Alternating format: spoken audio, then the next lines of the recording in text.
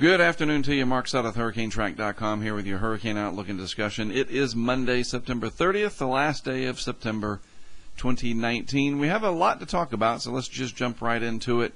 First stop on our tour today will be the upper ocean heat content. And you notice, there's still plenty of it, especially over here in the western parts of the basin. Lorenzo became a Cat 5, by the way, over in this area. And the upper ocean heat content at the time was decent. It's down here towards the bottom of the scale, granted, but it was there. There was still deep, warm water to work with, and that contributed with a very perfect atmosphere to that period of time there for Lorenzo to attain Cat 5 intensity based on satellite estimates at the time. Recon was in and out of the area doing some research, but they did not measure Category 5 directly with aircraft reconnaissance. That was all satellite-based, but it just goes to show you that, even these lower shades of the colors here that you see on the upper ocean heat content scale, it still counts. And, I'm not too concerned about what does it mean. Oceans are getting warmer, climate change, whatever. Well, maybe. But if we start getting this every year, where they are way up here out of the deep tropics and they're turning into Cat 5s, yes, I realize we had Cat 5 Michael over here. That was fairly close, to being out of the deep tropics, right? I get it. And we've had 6 in the last 4 years, and maybe. But our data collection is also much better. Satellite estimates, recon, whatever. And so that has to weigh into it a little bit. We're not getting Cat 5s in June or July. We're getting them at the peak time of hurricane season when they are supposed to happen. So just keep that into perspective. In terms of the rest of the season, this is the area that I'm most concerned about going forward. I think we could still get something that tries to come off Africa. Whether or not it develops, though, out here is hard to say. I think the longer it takes to develop, the more threat that it becomes as a development potential farther to the west, which obviously makes plenty of sense. So lots of energy left to go in the Atlantic Basin over the next several weeks, plenty of it to tap into. In terms of what's happening out there today, well, looking at the global picture, we have a typhoon over here just to the east of mainland China. That'll move up across the southern Korean peninsula. We have Lorenzo over here, which will pass by the Azores and then up towards the British Isles, but I don't think it's going to have a direct impact. We'll see. There's still time for that to happen. And then, of course, Tropical Storm Narda in the eastern Pacific straddling the Mexican coastline. And we can start here with the satellite imagery, and you get a much better idea of that. There's Narda in the East Pacific. Now, a lot of this moisture, this is important, will get pulled up into the United States across northwest Mexico, and the threat of flooding is definitely there across this region over the next several days. You've got this troughiness out to the west, which provides energy and lift, colliding with this moisture, the strong anticyclonic flow around this heat ridge over the east, and the battle zone in between here is setting up to potentially bring a lot of rainfall. So keep that in mind. I encourage you to visit weather.gov, weather.gov, and see what's happening with that, because that could be a big problem. All right, flooding indirectly associated with tropical cyclones, got to take that seriously.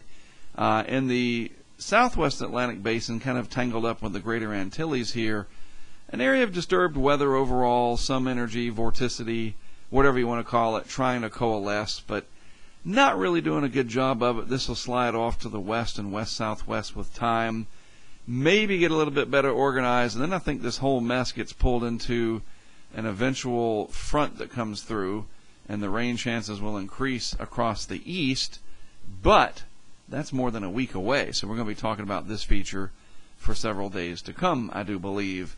But I don't think it's going to develop much. We'll see. Stranger things have happened. We think about Imelda just a couple weeks ago now. Not even that. Boy, time was just, it was the 19th and 20th, or 17th, 18th, 19th, whatever.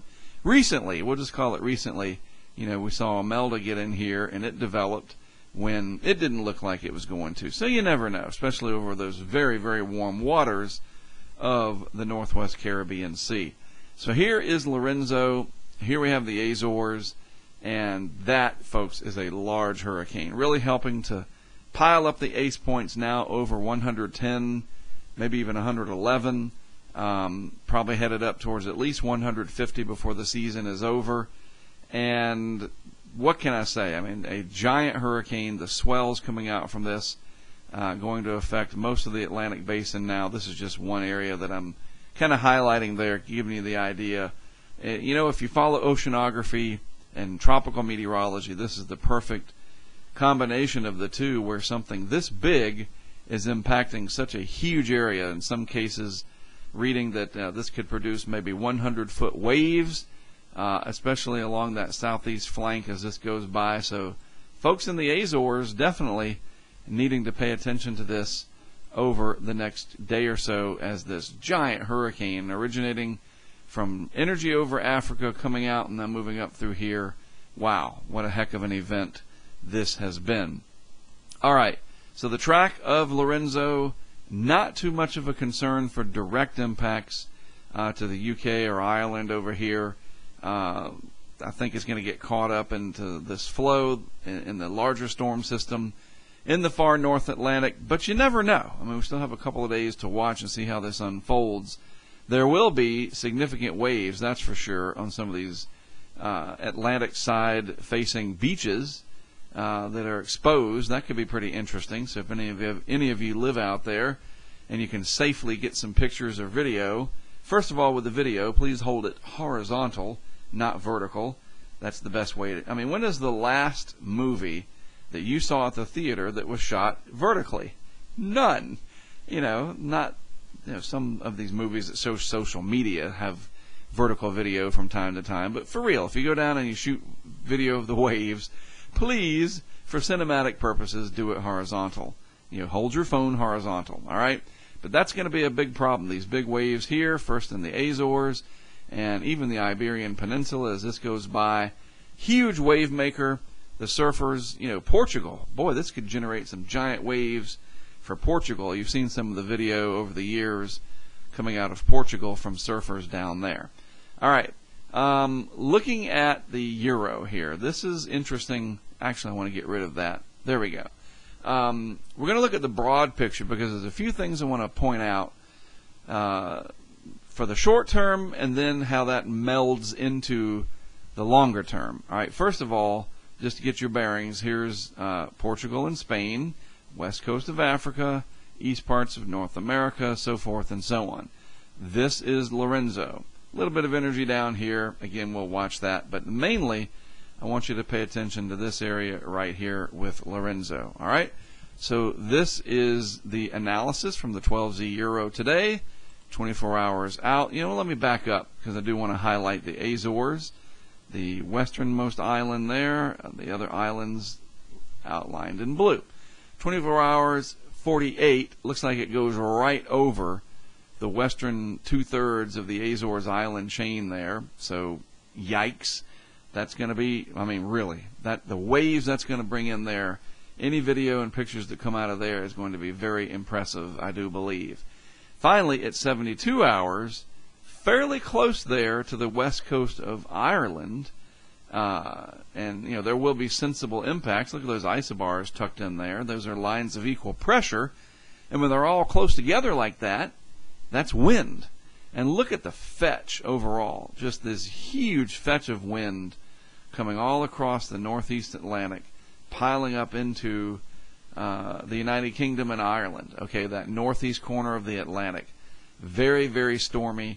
And somebody was mentioning, one of our patrons on Patreon, that all of this upper air storminess in the lower to upper atmosphere, all layers of the atmosphere over the next several days, this is 3 days out, is going to just wreak havoc not only on ocean-going commerce, but also air traffic, right? Because the turbulence, I mean, if they ride the winds properly, this is 5,000 feet up, and I know that aircraft are much higher, you know, probably up at near the 200 millibar level or so, 35 to 40,000 feet. But the storminess through here, especially on the descent into northwest Europe. Yikes. So just keep that in mind, and I appreciate that being pointed out. That is a great example of how the weather can have impacts far beyond what we normally think of, right? So just keep that in mind. All right, so that's 72 hours. Finally at 96, it gets generally absorbed. I don't know, maybe it ends up diving south. It's hard to say. We're going to have to just watch this as it gets closer. We're talking 4 days out and how much things can change, but wow, what a stormy pattern for sure for the North Atlantic. And then finally there at day 5, lots of interesting things going on. So let's back up. We know what Lorenzo is going to generally do, maybe coming up through here. I don't know. That's just going to be, you're going to have to watch that day by day. Now, looking down in the tropics, there's this energy down here. Don't really see much coming of it. If we move forward, 24, 48, 72, 96, you see it tries to get together a little better, but just it's not that robust, so I'm not going to worry about it too much. Nice Canadian high coming down. Yay. Maybe this will settle in across the Atlantic here and bring in the northwest parts of the Atlantic Basin, northern North America, northeast North America, to finally cool temperatures down. Although I like summer, so if summer stuck around, that would be fine. Then out here. Now this right here is very interesting for several reasons, more than what you might think. Oh, look, something trying to form off the coast of Africa. Well, yes and no. Yes, if it developed out there, that would be interesting because it is pretty late. This would be October 5th, and that's getting pretty late in the year to get this kind of stuff to develop. Pretty strong high pressure out there, so it'll probably stay fairly low latitude all the way across towards the islands, whatever this may be. Now, what I'm more worried about with this system is what it might do going forward beyond the 5-day time frame. So to look at that, and I rarely do this, but this is where we have this whole keep your eyes on this, kind of a longer term, let's watch and see, keys to the game, whatever. And I'm very careful that we don't peer too far down the road when we know that models can change, hype, all that kind of stuff. So I try to frame it up in a way that makes sense to us, that we don't blow things out of proportion. All right, so that being the case, let's look at how the stage is set. Madden-Julian oscillation from today through the middle of October from the Euro, very favorable in phase 1. And there are some hints here that it tries to bleed over towards phase 2, which is even more favorable for the Atlantic Basin, Western Caribbean, Gulf, that region. So, over the next 2 weeks, all the way out to mid-October, as I said, very favorable setup, generally speaking, from the Madden-Julian oscillation. In other words, rising motion in the atmosphere, not favorable elsewhere around the globe. That doesn't mean there won't be tropical cyclones in these other phases, but it favors this area, phase 1, typically the Western Hemisphere, Africa, so forth and so on. So this is the big key here, the first clue that we have to look out for something. All right, now we're going to switch. This is the Euro ending day 5, okay? Now we're going to switch over to the GFS. Same general domain, west coast of Africa here, North America over here, so forth and so on. Okay, so here is roughly the initial map. All right, so let's just go back. There's the analysis. So if we scroll out to 120 hours, which is where we ended on the Euro, which is right there, GFS showing some energy sitting out here, not nearly as robust as what the Euro shows, but it does have the general pattern, strong high pressure over the eastern Atlantic, weak signal here in the Gulf of Mexico, blah, blah, blah. All right, so let's just continue this now and go out to day 6, 144 hours. I want you to watch right through here. That's the energy that the Euro shows back over here at day 5. The GFS brings across steadily. All right, so there it is. Keep your eyes on that right through there. Go back up here, and let's go to day 7. There it is, strong. I mean, this is a very big clue right here as to what could happen. Very strong high pressure out over the central Atlantic, and there's your tropical wave south of that. So these larger scale weather features are much easier to deal with and believe than these smaller ones. However, the modeling is indicating quite an impressive wave coming off Africa, and by day 7 it could very well end up in the vicinity of the islands. All right, so that's day 7. So now by day 8, 192 hours, where is it?